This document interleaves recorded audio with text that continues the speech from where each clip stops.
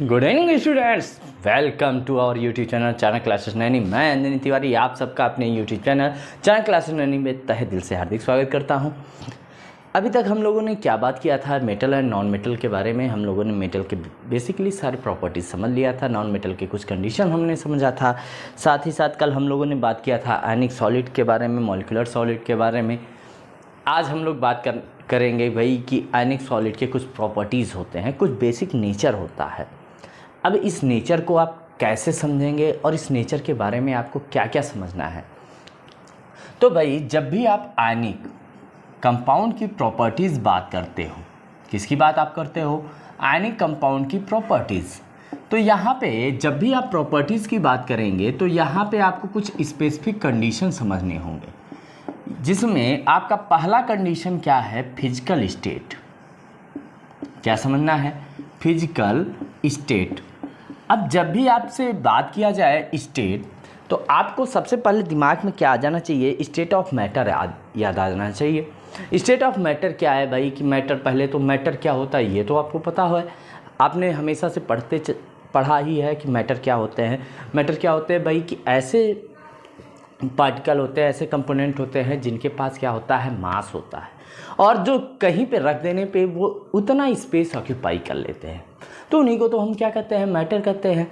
अब मैटर में क्या है कि भाई जब हम मैटर की स्टेट की बात करते हैं तो हमें क्या बात करना होता है कि अगर जो मॉलिक्यूल हैं, पार्टिकल हैं, वो बहुत बहुत पास हों, या जिसे आप कह सकते हो क्लोजली पैक्ड हों, तो ये क्या बनाते हैं? सॉलिड। अगर थोड़े से दूर होते हैं तो ये क्या बनाते हैं? लिक्विड। और अगर बहुत दूर होते हैं तो ये क्या बनाते हैं? सॉलिड। अब हमें यहाँ पे क्या बात करनी है कि भाई हमारे पास क्या है? आयनिक कंपाउंड है, इसका फिजिकल स्टेट क्या होगा? तो हमें ये याद रखना है कि जो आयनिक कंपाउंड है इसका फिजिकल स्टेट क्या होता है? सॉलिड होता है। ये आपको याद रखना है।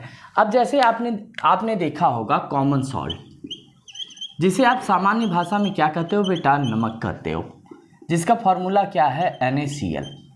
अब NaCl क्या होता है? आयनिक सॉलिड होता है। लेकिन आपने देखा होगा कि ये पैक्ड आता है, पैक्ड में ये क्या होते हैं? सॉलिड के क्रिस्टल फॉर्म में होते हैं। तो ये जो क्रिस्टल आ रहा है ना, ये कौन से स्टेट को शो कर रहा है? सॉलिड स्टेट को। किसको शो कर रहा है? Solid state. तो ये जो सॉलिड स्टेट है ये किसको शो कर रहा है भाई? Physical condition, physical state. तो जब भी आपसे पूछा जाए कि आयनिक सॉलिड का या आयनिक कंपाउंड का जो फिजिकल स्टेट होता है वो क्या होता है? वो क्या होता है भाई? हमारा सॉलिड होता है। ये बात क्लियर? अब ऐसे ही जब भी आप अनदर सॉलिड की बात कर रहे हो ना, तो यहाँ पे आपको एक बात ध्यान देनी है कि जब भी आप इस कंडीशन की बात करते हो तो यहाँ पे ये कभी कभी पूछ लेता है कि ये आयनिक सॉलिड या आयनिक कंपाउंड सॉलिड ही क्यों होते हैं। तो बेटा यहाँ आपको क्या ध्यान देना है कि जो आयनिक सॉलिड होते हैं इनके बीच में क्या होता है? आयंस। क्या होता है? आयंस। और आयंस के बीच में क्या होता है? Attraction force. क्या होता है? Attraction force. अब ये अट्रैक्शन फोर्स किसके बीच होता है? डिफरेंट चार्जेस के बीच। किसके बीच होता है बेटा? Different charge. अब डिफरेंट चार्जेस में कौन कौन से चार्जेस होंगे? एक आपका क्या होगा? कैटायन होगा, और दूसरा आपका क्या होगा? एनायन होगा। यानी एक आपका क्या होगा? पॉजिटिव चार्ज, दूसरा क्या होगा? Negative charge. यानी जब भी अट्रैक्शन फोर्स की बात करते हैं हम किस में? आयनिक सॉलिड में, आयनिक कंपाउंड में, तो ये क्या किस वजह से होता है? ये होता है अट्रैक्शन चार्ज की वजह से, अट्रैक्शन फोर्स की वजह से। अब ये अट्रैक्शन फोर्स किसकी वजह से आता है? डिफरेंट चार्जेस की वजह से। और ये डिफरेंट चार्ज क्या होते हैं? कैटायन हो सकते हैं या एनायन हो सकते हैं। कैटायन क्या होंगे? Positive charge containing. एनायन क्या होंगे? Negative charge containing. तो यहाँ से आपको समझ में आ जाना चाहिए क्या? Physical state. ये बात क्लियर हो गई? जैसे आप ये कॉन्सेप्ट क्लियर करते हैं, आपको दूसरा कॉन्सेप्ट यहाँ पे क्या समझना होता है कि जैसे ही आपको फिजिकल स्टेट क्लियर हो जाता है, दूसरा कॉन्सेप्ट आपका क्या आता है? इसके बॉइलिंग एंड मेल्टिंग पॉइंट। किसकी बात होती है बेटा? Boiling and melting point. अब जब भी आप बॉइलिंग एंड मेल्टिंग पॉइंट की बात करोगे, किसकी बात करोगे? Boiling and melting point. तब यहाँ पे आपको क्या ध्यान देना है कि भाई बॉइलिंग पॉइंट आप किसे कहते हो और मेल्टिंग पॉइंट किसे कहते हो? थोड़ा सा ये आपको ध्यान देना है। Boiling and boiling point and melting point. अब आपसे कभी पूछा जाए कि बॉइलिंग पॉइंट क्या होता है और मेल्टिंग पॉइंट क्या होता है, तो आपको एक बात याद रखना है, मेल्टिंग पॉइंट क्या है और बॉइलिंग पॉइंट क्या है। मेल्टिंग पॉइंट आप किसे कहते हो कि अगर आप किसी भी सॉलिड को हीट करो, किसको हीट करो आप? सॉलिड को। जैसे ही आप हीट करते हो और हीट करने के बाद ये किस में बदलने लगे? लिक्विड में। किस में बदलने लगे? लिक्विड में। तो लिक्विड में चेंज होने वाले टेम्परेचर को ही या हीट को ही हम लोग क्या कहते हैं? मेल्टिंग। और जिस टेम्परेचर पे ये होता है, यानी जिस टेम्परेचर पे ये मेल्टिंग प्रोसेस स्टार्ट हो जाता है, उस टेम्परेचर को ही हम लोग क्या कहते हैं? Melting point. और जब लिक्विड को हम लोग हीट देते हैं, क्या देते हैं? हीट। और ये क्या बनाने लगे? वेपर फॉर्म करने लगे, वेपराइज्ड होने लगे। तो इस समय जो हीट लगता है, इसी हीट को हम लोग क्या कहते हैं? Boiling point. अब कुछ कंपाउंड में जो बॉइलिंग पॉइंट है ये वेपराइजेशन पॉइंट के इक्वल होता है, कुछ में ये पहले होता है, कुछ में बाद में होता है। तो ये अलग कॉन्सेप्ट है कि आपको वहाँ पे क्या समझना है। यहाँ पे आपको बस ये समझना है कि अगर सॉलिड से लिक्विड बनने लगा तो मेल्टिंग हो गया, लिक्विड से वेपर बनने लगा तो ये क्या हो गया? बॉइलिंग हो गया।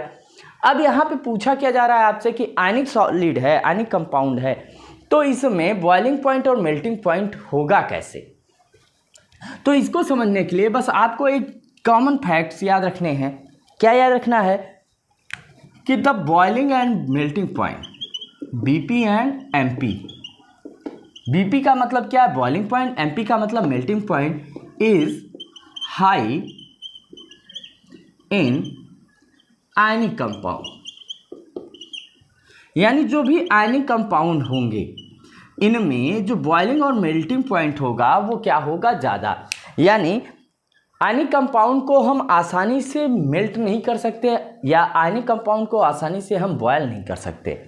अगर बॉयल नहीं कर पा रहे हैं तो यानी उनको बॉयल करने के लिए आपको ज़्यादा टेम्परेचर देना पड़ेगा। अगर ज़्यादा टेम्परेचर देना पड़ा तो यानी इनका जो टेम्परेचर होगा वो ज़्यादा होगा। अगर ज़्यादा है तो बॉइलिंग और मेल्टिंग पॉइंट भी तो क्या हो जाएगा? ज़्यादा। यानी जिस टेम्परेचर पे मैंने कहा, इससे पहले मैंने ये बात कह दिया था कि जिस टेम्परेचर पे आप हीट करते हो और वो क्या होने लगे? मेल्ट होने लगे, तभी तो मेल्टिंग पॉइंट है। और मेल्ट होने के बाद जब आप फिर हीट करते हो और वो वेपर फॉर्म करने लगे तो वही तो आपका बॉइलिंग पॉइंट है। और ये क्या होता है? आयनिक सॉलिड में क्या होते हैं? ज़्यादा होते हैं। किस में ज़्यादा होते हैं? आयनिक सॉलिड में। ये बात क्लियर हो गई। आपको मैंने अभी तक 2 पॉइंट बताया। एक पॉइंट मैंने किसके लिए बताया? Physical state. दूसरा मैंने आपको बात बताया बॉइलिंग एंड मेल्टिंग पॉइंट। अब जब हम थर्ड पॉइंट की बात करते हैं, तीसरे की कंडीशन की बात करते हैं, तो तीसरा कंडीशन हमारा क्या है? सॉल्युबिलिटी। क्या है बेटा? सॉल्युबिलिटी। अब सॉल्युबिलिटी का मतलब क्या होता है? पहले तो ये समझ में आना चाहिए। तो सॉल्युबिलिटी का मतलब क्या होता है कि अगर आप किसी भी मटेरियल को किसी में डिज़ोल्व करा दो, किसी दूसरे मटेरियल में डाल दो और वो उसमें पूरी तरह डिज़ोल्व हो जाए, घुल जाए, तो घुलने की जो संपूर्ण प्रक्रिया है ना, जो ये घुलने का संपूर्ण प्रोसेस है, ये पूरा जो प्रोसेस यूज होता है, इसी को हम लोग क्या कहते हैं? सॉल्युबिलिटी कहते हैं। और जब भी हम आयनिक सॉलिड की सॉल्युबिलिटी की बात करते हैं तो बस यहाँ आपको क्या ध्यान देना है कि ionic compounds are soluble in water। Ionic compounds are soluble in water, यानी आयनिक कंपाउंड किस में soluble होंगे? वाटर में होंगे। यानी ये वाटर में आसानी से क्या हो सकते हैं? डिजॉल्व हो सकते हैं। But insoluble in organic compound, यानी जो ऑर्गेनिक कंपाउंड्स होते हैं उनमें ये क्या होते हैं? इनसॉल्युबल। अब कहने का मतलब क्या है कि अगर आप नमक को किस में डिजॉल्व कराते हो? पानी में डिजॉल्व कराते हो तो ये आसानी से घुल जाता है। लेकिन अगर नमक को ही आप किस में डिजॉल्व कराना चाहो? कैरोसिन में, पेट्रोल में, एथेनॉल में, तो वो वहाँ पे ये आसानी से डिजॉल्व नहीं होगा, आसानी से ये नहीं घुलेगा। और यही जो नहीं घुलने की क्षमता है ये किस में नहीं है? ऑर्गेनिक कंपाउंड में। लेकिन वाटर में इसकी क्षमता क्या है? हाई है। तो कहने का मतलब है कि जो सॉल्युबिलिटी की बात करते हैं जो सॉल्युबिलिटी की बात करते हैं ये किसके लिए बात करते हैं, वाटर के लिए और ऑर्गेनिक कंपाउंड के लिए। अब जब हम बात करते हैं फोर्थ वन, तो फोर्थ वन हमारा क्या कॉन्सेप्ट होता है, कंडक्टेंस। फोर्थ वन हमारा क्या होता है, कंडक्टेंस। कंडक्टेंस का मतलब क्या है कि भाई इससे क्या क्या पास हो सकता है, यानी इसमें से क्या गुजर सके। तो कंडक्टेंस के लिए बस आपको क्या ध्यान देना है, क्या ध्यान देना है कि आयनिक सॉलिड्स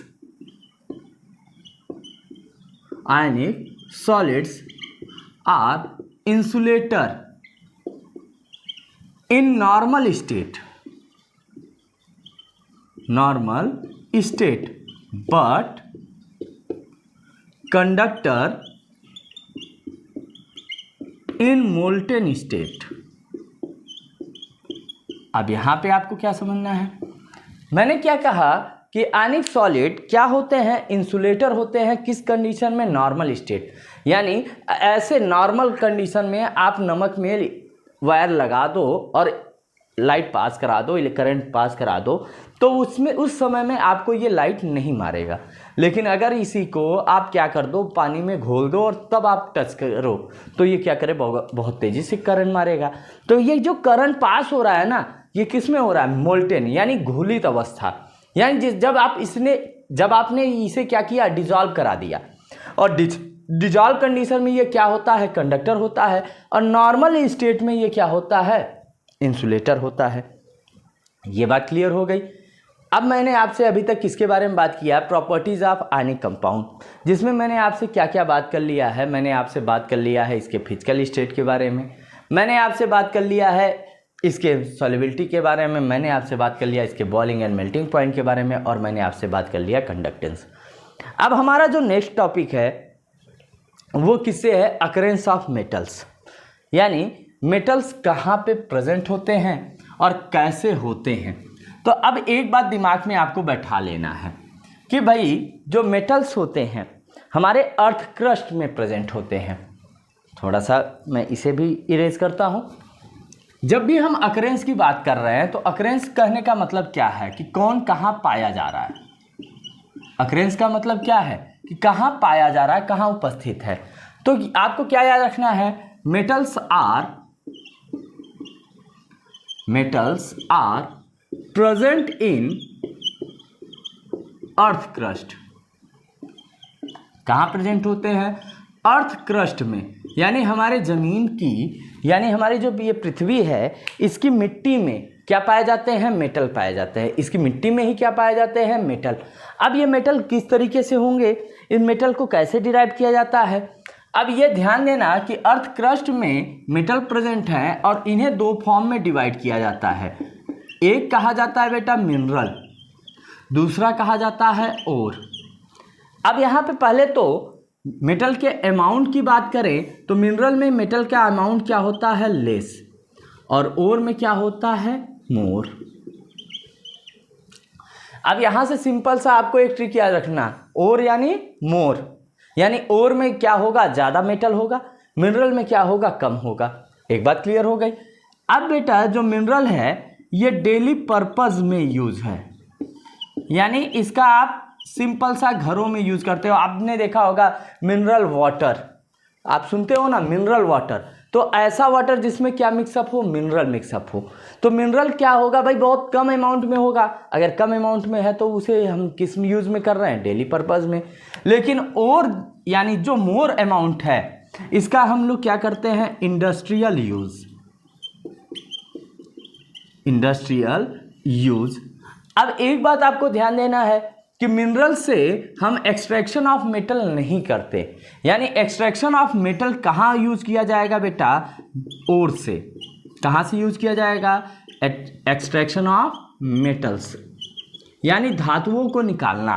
धातु जो मेटल है उसको आप किससे निकालोगे, किसकी हेल्प से निकालोगे, तो आप निकालोगे ओर के। यानी मिनरल के हेल्प से आप मेटल को ऑब्टेन नहीं करोगे। आप जब भी ऑब्टेन करोगे वो किसकी हेल्प से करोगे, ओर की हेल्प से। ये बात क्लियर हो गई।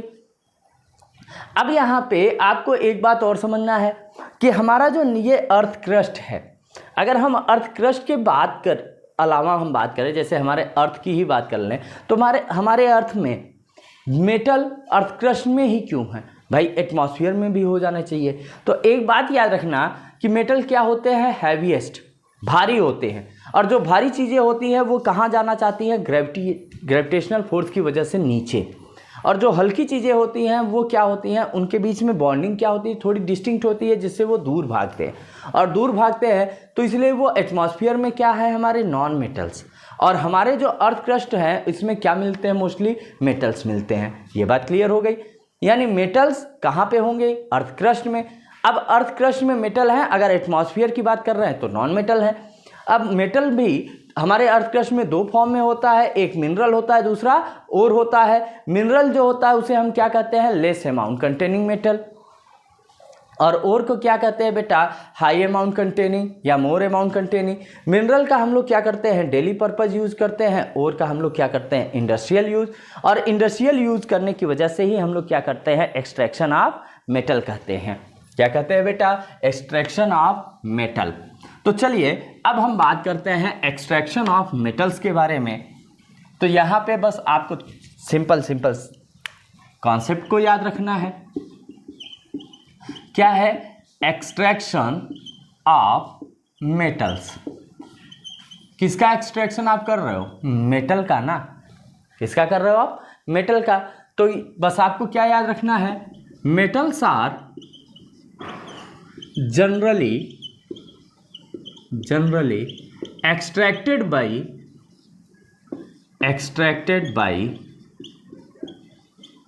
ore। मेटल किससे जनरली निकाले जाते हैं, ओर से। किससे निकाले जाते हैं, ओर।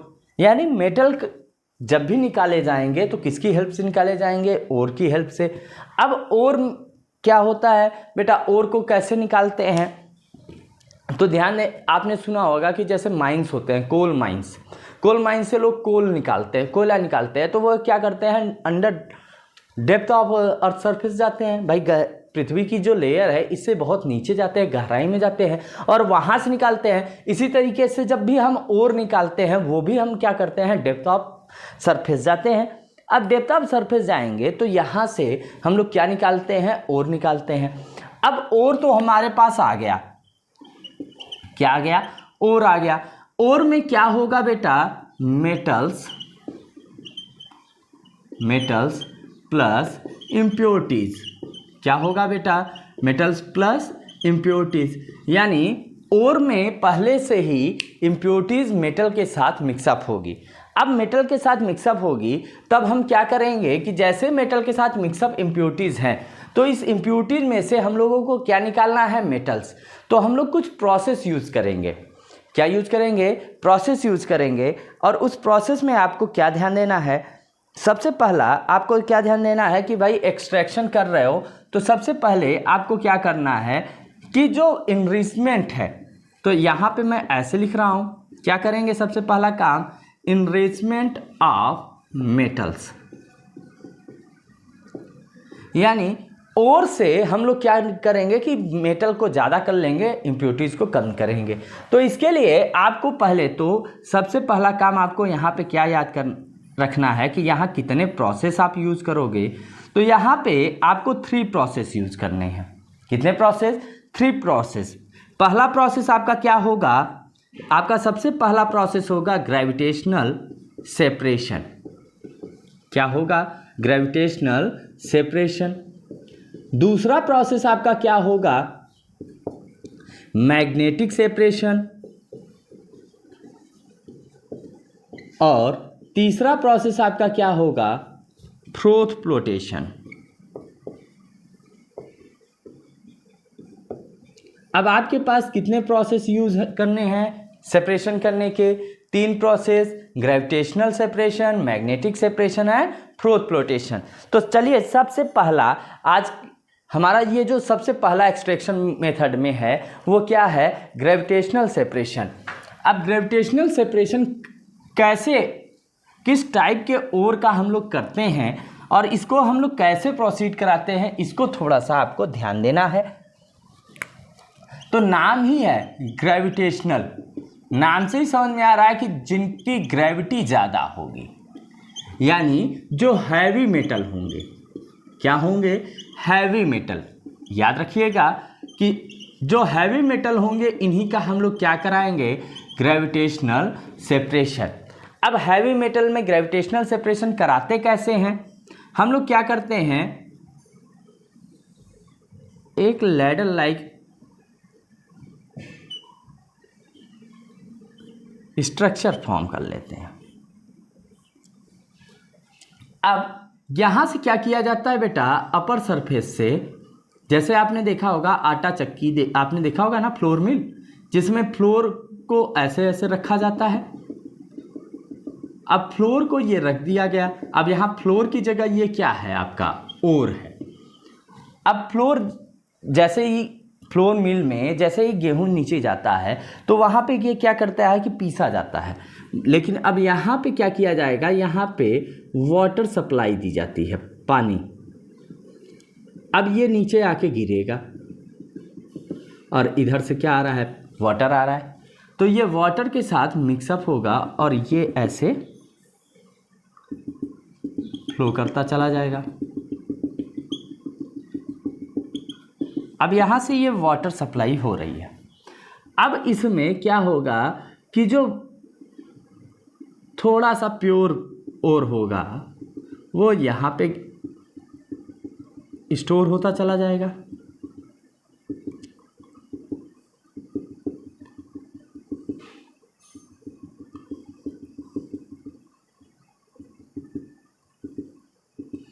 ऐसे। अब यहाँ पे क्या हुआ कि ये जो ओर था, ये वाटर, अब वाटर के साथ ऐसी इम्प्यूरिटीज निकल जाएंगी जो क्या होंगी? वाटर डिजॉल्विंग या वाटर डिजॉल्व्ड इम्प्योरिटीज, ये निकल गई। अब जैसे ही ये निकली तो हमें यहाँ पे क्या मिला? Little bit pure, little bit pure ore, यानी पूरी तरीके से प्योर ओर नहीं हुआ, और पूरी तरीके से प्योर नहीं हो पाया, लिटिल बिट हुआ, पूरी तरीके से नहीं हुआ, थोड़ा बहुत हुआ। अब भाई लार्ज पार्टिकल तो बचे ही रह जाएंगे, वो तो वाटर से पास नहीं होंगे, तो ओर के साथ क्या रहा है? मिक्सअप ही पड़े हैं। अब इस प्रोसेस के बाद, अब इस प्रोसेस में करते किनका है कि कैल्शियम का कर लेंगे, मैग्नीशियम का कर लेंगे, आयरन का कर लेंगे, ये सब प्रोसेस कर लेंगे। तो ये प्रोसेस, पहला जो प्रोसेस है ग्रेविटेशनल सेपरेशन, इसमें हम क्या करते हैं कि जो हैवी मेटल के ओर हैं इन्हें हम क्या करते हैं, एक स्पॉट पे गिराते हैं और इधर से दूसरी दिशा से हम लोग क्या सप्लाई कर देते हैं? वाटर सप्लाई करते हैं। तो वो क्या होता है कि जो स्पॉटेड पाउचेज होते हैं इनमें लिटिल बिट प्योर और क्या हो जाते हैं? स्टोर हो जाते हैं। और जो ऐसी इम्प्योरिटीज़ होती हैं जो पानी में डिज़ोल्व हो जाती हैं वो वाटर के साथ क्या करती हैं? निकल जाती हैं। तो ये जो प्रोसेस है ये कौन सा प्रोसेस है? Gravitational separation. ये बात क्लियर हो गई। अब जो हमारा सेकेंड वन प्रोसेस है, सेकेंड वन हमारा जो प्रोसेस है वो क्या है? Magnetic separation. अब मैग्नेटिक सेपरेशन के लिए आपको यहाँ पे बस क्या समझना है? फ्लोर मिल को ही समझना है। लेकिन यहाँ पे फ्लोर मिल में हमें किसके बारे में बात करना है? व्हील के बारे में। यानी आटा चक्की आपने देखा होगा, उसमें क्या लगा होता है? चक्का लगा होता है। उस चक्के के बारे में यहाँ पे बात करनी है। अब मैग्नेटिक सेपरेशन किसका किया जाता है बेटा? मैग्नेटिक ओर का। यानी ऐसे ओर जिनमें क्या होता है? मैग्नेटिक प्रॉपर्टी होती है। मैग्नेटिक प्रॉपर्टी क्या है कि भाई जो चुंबक की तरह चिपक कर एक तरफ स्टोर हो जाए। अब इसके लिए क्या किया जाता है? दो व्हील बना लिए गए। अब ये बेटा व्हील कौन सा है? मैग्नेटिक। ये आपको ध्यान देना है। ये कौन सा व्हील है? Magnetic wheel. अब आपने देखा होगा मैग्नेटिक व्हील पर यानी सॉफ्ट पर ऐसे, आपने गांव में या फ्लोर मिल पे ऐसे देखा होगा कि ऐसे एक स्ट्रक्चर होता है। अब इस पे क्या किया जा रहा है कि जैसे फ्लोर मिल में हम लोग ऐसे ही ना फनल से ये क्या गिराते हैं? वीट गिराते हैं। वैसे ही यहाँ पे हम क्या अब गिराएंगे? ओर गिराएंगे। अब ये ओर आया, अब ये ओर इधर भी आ रहा है, गिरेगा तो आएगा ना इधर।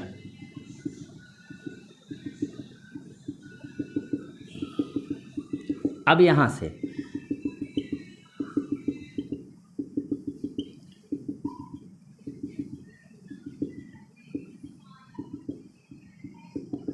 अब एक ये हो गया, दूसरा ये।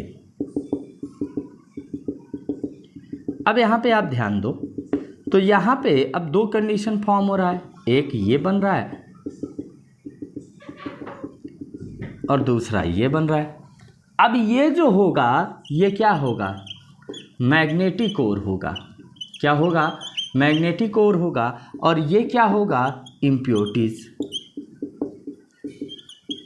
क्या होगा, इम्प्योरिटीज।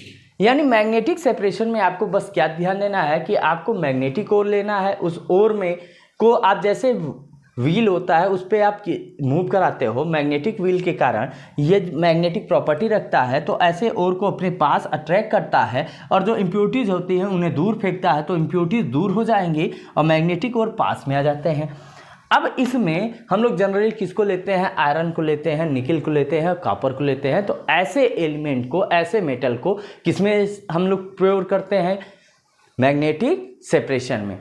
अब हमारा जो सेपरेशन का थर्ड वन प्रोसेस है वो क्या है, हमारा फ्रोथ फ्लोटेशन। आपको अभी तक दोनों प्रोसेस समझ में आ गया होगा। अब थर्ड वन प्रोसेस में आते हैं फ्रोथ फ्लोटेशन। अब बेटा क्लास 10th के लेवल में बहुत ज़्यादा नहीं दिया हुआ है, क्लास लेवल में बहुत थोड़े से कॉन्सेप्ट में है, तो बस आपको थोड़ा सा ही कॉन्सेप्ट याद रखना है। तीसरा क्या है आपका, फ्रोथ फ्लोटेशन, यानी फ्रोथ जिसे कहते हैं झाग बनाना। अब झाग बनाने के लिए क्या करते हैं बेटा, एक हम लोग ग्लास स्लैब लेते हैं, उस स्लैब में हम लोग क्या करते हैं, वाटर ले लिया। अब ये हमारे पास वाटर है, ठीक है। वाटर के साथ हम लोग क्या मिला लेते हैं, जिंथेट। क्या मिला लेते हैं, जिंथेट।